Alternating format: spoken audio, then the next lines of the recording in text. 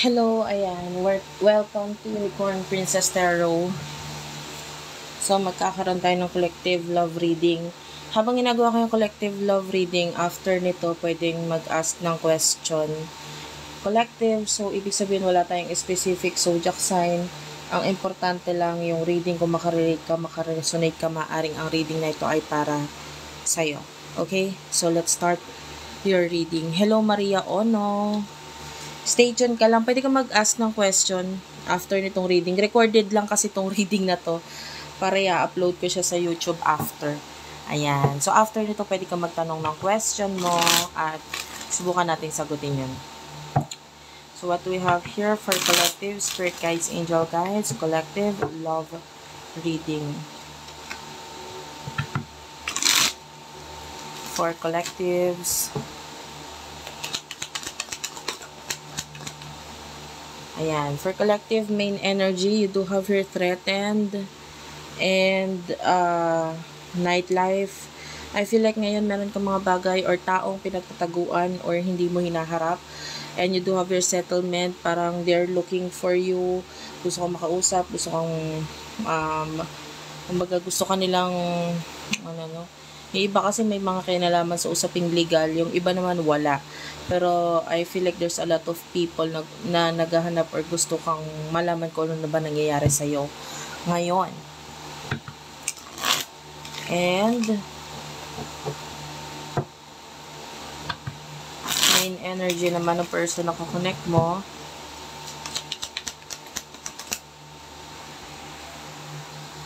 You do have here today drama queen at saka bounty hunter. So, itong person na kakonect mo na ito, nakikita natin siya as someone na ito yung gustong kumausap sa'yo. No? This could be a person in the past na currently may mga bagay na pinipilit niyang alisan ngayon pero hindi niya maalisan. Like, I feel like yung situation niya ngayon, ayun no, finding an escape towards this situation. Alam mo, pareho yung energy na itong person ninyo, person mo, lalo na with the twin flame, pareho kayo ng energy. Parang pareho kayong, nagkakaroon ng mga bagay na nilalayuan or gustong takbuhan, pero hindi nyo matakbuhan. Ganun yung energy nyo. You could be dealing with your twin flame. Hello po, sa mga nanonood ng live, after po nitong reading, pwede po kayo mag-ask ng question.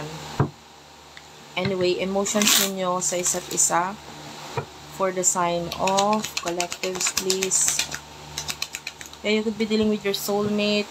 You love this person. This could be a person in the past. Ayan. And then, you do have your love affair. Okay. Yung iba sa inyo may third party na involved. Kaya no choice kayo kundi i-cut off ang bawat isa sa ngayon. The love is here. Yung love is present.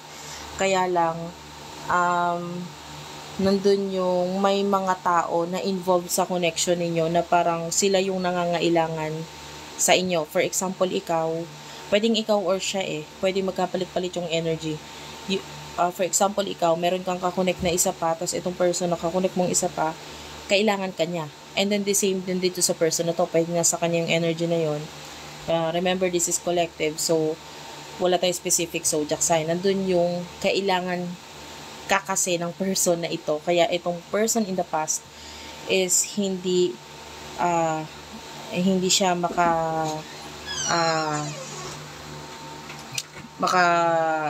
makapasok ba sa buhay nyo ngayon. Okay? So anyway, in the near future,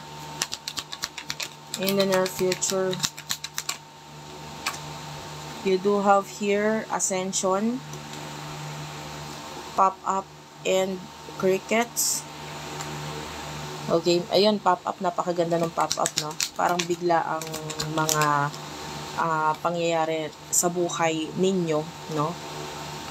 You do have your denial. At fortunately, pagdating sa past, wala tayong nakikitang reconnection, reconciliation whatsoever. Lalo na yung mga connected with your twin flame. Kasi nakikita natin na parang hindi pa sapat yung patunay or dahilan para isakatuparan or gawin itong reconciliation na ito. Pero nandun yung hoping ninyong pareho, hindi lang ikaw at siya. And yeah, it feels like kailangan yung harapin yung reality. That's why hindi nangyayari itong reconciliation na ito.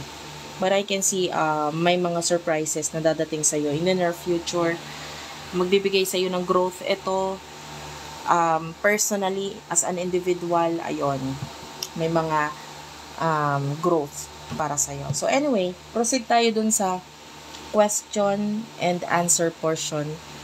Ayan, patap-tap na lang ako ng video, guys.